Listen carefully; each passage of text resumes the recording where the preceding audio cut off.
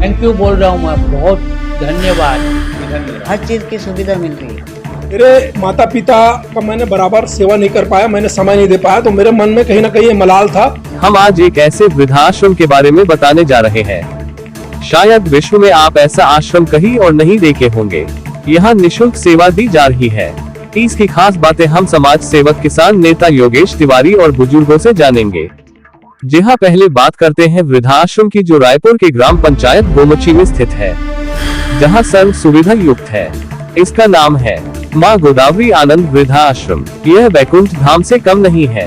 यह हम नहीं कहते साहब, वहाँ के रहने वाले लोग बुजुर्गों का कहना है।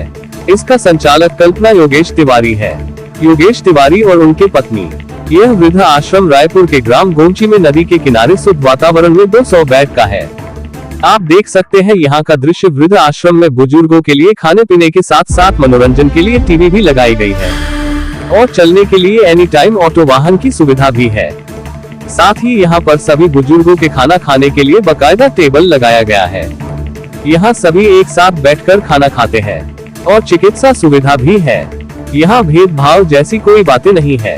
आश्रम में देश के अलग अलग राज्य के बुजुर्ग हैं। माँ गोदावरी आनंद वृद्धाश्रम में रहने वाले बुजुर्गों से भी हमने चर्चा की और साथ ही इसके संचालक सर्व हिंदू सनातन संगठन के राष्ट्रीय अध्यक्ष एवं भाजपा के किसान नेता योगेश तिवारी से उन्होंने कहा कि ऐसे माता पिता जिनका रेख देख करने वाला कोई नहीं है, उनके सेवा करने के लिए उन्होंने वृद्ध आश्रम का निर्माण कराया है। उन्होंने यह भी कहा कि मैंने अपने माता पिता का बराबर सेवा नहीं कर पाया, इसलिए मेरे मन में माता पिता की सेवा करने का ख्याल आया कि मुझे सेवा करना चाहिए। धरती में मगर कोई भगवान स्वरूप है तो माता पिता है, इसलिए मेरे मन में ख्याल आया और मैं 200 बेड का वृद्धाश्रम का निर्माण कराया। यहाँ हिंदुस्तान के कोई भी कोने से कोई माता पिता आते हैं तो उनके सेवा में कोई कमी नहीं होगा। 1.5 साल हो गए। पहले कहाँ थे आप? घर पे। कहाँ के रहने वाले? उदयपुर के। यहाँ पे कैसा लग रहा है? अच्छा लग रहा है मेरे को तो। व्यवस्था अच्छा है? हाँ बिल्कुल। कितने लोग रहते हैं यहाँ पे? 40 जन रहते हैं। 40-45 लोग रहते हैं। सबको सुविधा मिल रही है यहाँ पे? बिल्कुल सुविधा मिल रही है। खाना पीना किसी बात तरह का सुविधा मिल रहा है आप लोगों को? हाँ जी, किस तरह का सुविधा मिल रहा है? हर चीज़ की सुविधा मिल रही है। क्या कहेंगे इसके लिए? जी, क्या कहेंगे इसके लिए सुविधा को लेकर? बहुत अच्छे हैं। मेरे ये आश्रम। हाँ, घर जैसा लग रहा है? हाँ घर जैसा आश्रम। मेरे ये खड़ा जो सर खड़ा जो मेरा बच्चा है। हाँ, और बोलो आप। आपका जैनपाल जैन। कब से है यहाँ पे? हाँ, करीबन तो 3 महीने हो याद। कैसा व्यवस्था लग रही है यहाँ का? अच्छा लग रहा है ना, खाना पीना रहना वातावरण सारा अच्छा है। सर्व सुविधा है यहाँ पे? हाँ जी हाँ, खाना पीना रहना, दवाई गोली वगैरह। यह वृद्धाश्रम किनके द्वारा खोला गया है? जी, वृद्धाश्रम वो किनके द्वारा खोला गया है? ये अपने कल्पना योगेश तिवारी है।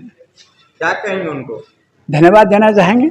बहुत सा खुश हैं हम तो धन्यवाद देना चाहेंगे। खूब फूले फले। आम लोगों को क्या कहेंगे इसके लिए, व्यवस्था के लिए? जी बाबू जी, आम लोगों को क्या कहेंगे? ये सभी लोगों के लिए अच्छा है ना। और भी आते जाते रहेंगे यहाँ पर, और हम तो धन्यवाद देना चाहेंगे कि उनके व्यवहार से हम सब खुश हैं। खाना पीना रहना, दवाई गोली सभी चीज़, हमें किसी तरह कोई तकलीफ नहीं है यहाँ पे। वृद्धाश्रम में 2 महीने करीब हो गए। मेरा नाम रमेश अग्रवाल है। मैं गुवाहाटी आसाम से का रहने वाला। कैसा लग रहा है?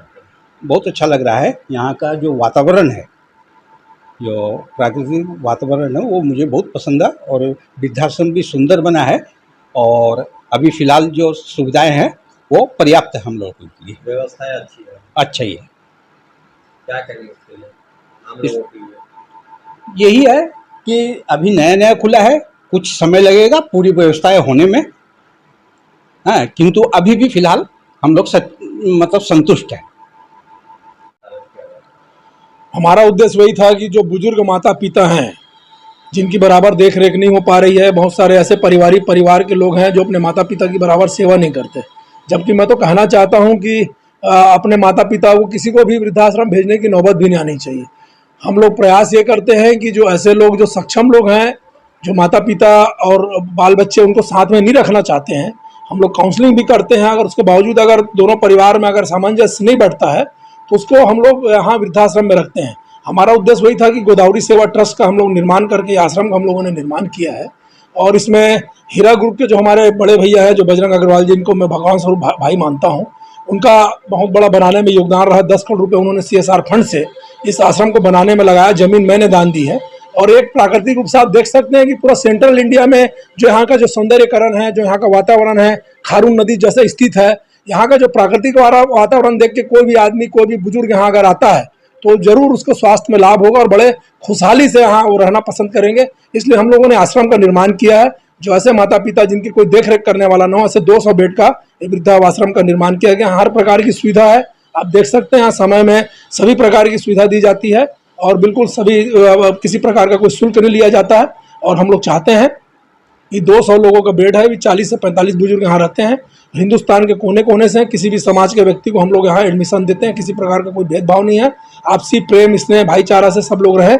और मेरे मन में ये भाव इसलिए आया क्योंकि मेरे माता पिता का मैंने बराबर सेवा नहीं कर पाया, मैंने समय नहीं दे पाया। तो मेरे मन में कहीं ना कहीं ये मलाल था कि माता पिता की मुझे सेवा करना चाहिए। इस धरती में अगर कोई भगवान स्वरूप कोई है तो माता पिता है, लेकिन माता पिता को मैंने समय नहीं दे पाया। इसलिए मेरे मन में एक ख्याल आया और मैंने वृद्धाश्रम का मैंने नींव रखा और उसमें बजरंग भैया के ही द्वारा सौजन्य से आश्रम का निर्माण हो पाया। और मैं इसको मेरी मिसेज संचालन करती है, कल्पना तिवारी जी, और अच्छे ढंग से हम लोग इसको संचालन कर रहे हैं और सेवा भाव से समाज सेवा के रूप में हम लोग एक सेवक के रूप में हम लोग सेवा कर रहे हैं।